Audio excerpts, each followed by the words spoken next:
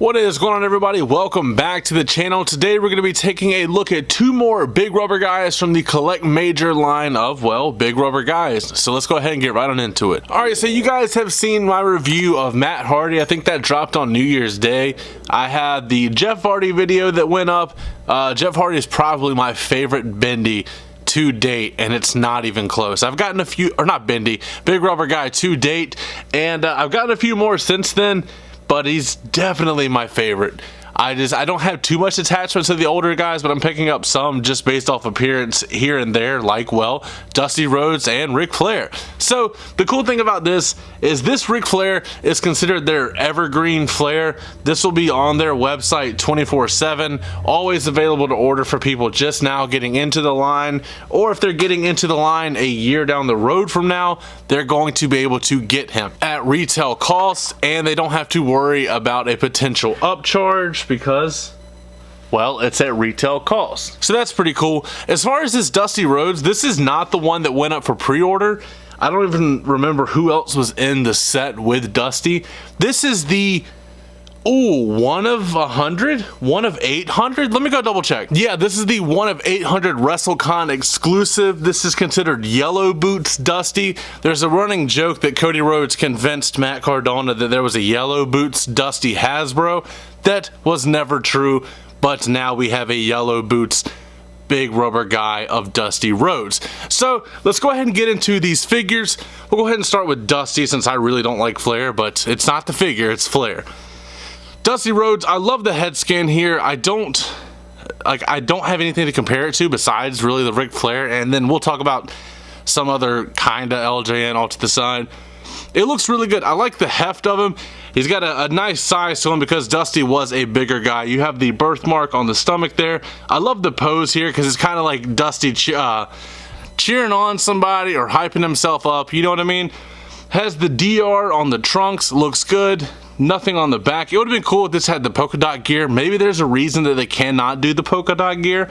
Not quite sure. It has the white wrist tape on both sides, the finger tape on this side. Black elbow pad, which once again, it'd be cool if it was a polka dot one, kind of like this. Kind of like the Ultimate Edition Dusty that I reviewed. I would love this attire Dusty in this form. There's got to be some sort of reason they cannot make this, but I understand. If that's the case, I understand. Oh, and well, these have the same exact boots. So that's actually pretty sick. Yeah, so the normal Dusty, I believe, has maybe a red knee pad or red knee pads, I think, but the boots are red and white. The yellow and white is the attraction point here. This might be the same boots as the Magnum TA, but they couldn't reuse it really across the board because there's not much reuse factor for the big rubber guys unless it is a straight repaint, which this one is, so it wouldn't be the Magnum TA boots. But it looks good. I like this one a lot. Slide Flair out of the way. The main reason I got him is because I did want to put him up next to the kind of LJN Jazzwares Cody. The skin tone on this is still terrible. You heard about that in my last video of big rubber guys. And I would like for him to be a little taller, but it is kind of nice that Dusty is a little taller than his son. The way I have it on my shelf is that the newer guys are on one side, the older guys are on the other, but I might put it where Dusty is on a riser behind Cody. But that is nice there.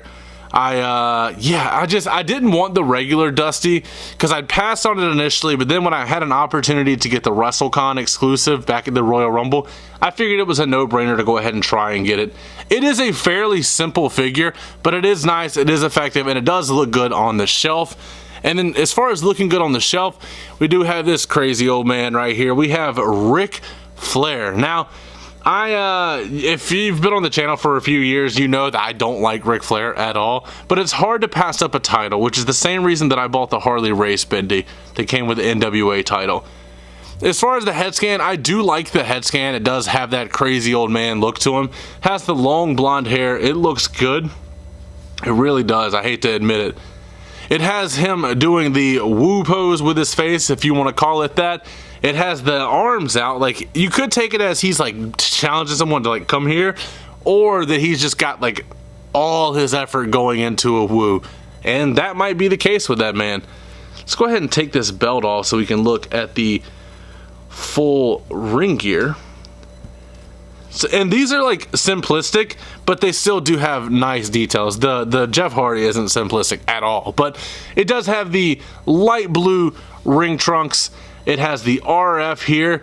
It's kind of a thing that they did back in the day with having the initials on the trunks right there. Cody had it when he first debuted, as a matter of fact.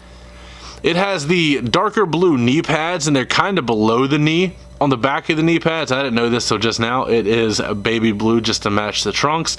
He does have the RF on the boots. Nice blue boots with the white laces. Looks good. And it has the white soles. All the legal stuff at the bottom with the Big Rubber Guys logo, which you guys saw in the thumbnail. It's a nice figure. I like the height difference here, with Dusty being a hair taller, or Flair might have him just a little bit considering the hair sticks up more. That is quite crazy. So I do like that height difference there. And as far as the World Heavyweight Championship, let's see what they got around with here. So it has the red diamonds on there to match the look that it would have. No WWE logo, obviously. They would not put that there. It does say World Heavyweight Wrestling Champion. And it has just a generic outlook. It has like... It looks just like it, but it looks like a simplified version of it, like would be with the LJNs. And as far as putting it on the back, this is kind of the way that the Jax figures had their title belts. And with Flair, you can pull it and have it go all the way, because that's how it fits best. Right there. So you turn it around, the Flair looks good. We'll go ahead and do one more size comparison. This is just the Cody Rhodes. It's not going to be anywhere near accurate because I think Cody is taller than Flair. But that is unfortunate. Let's see if we can go ahead and compare it to a couple more Big Rubber Guys. Hold on one second. Here is Flair and Dusty compared to my favorite brawler, the Jeff Hardy. And I think these look good together. And then with a lot of people's sleeper pick for one of their favorite Big Rubber Guys, we have the Brooklyn Brawler, which is a really nice figure. I managed to pick this one up loose without the package on the major Whatnot show. Has a cigar in mouth and everything. But this looks good. I do like the way these figures look on the shelves. They are way different than Mattel Elites in all form and fashion. But that is going to be it for today's review. As always, don't forget to like, comment, subscribe, and last but not least, take it easy.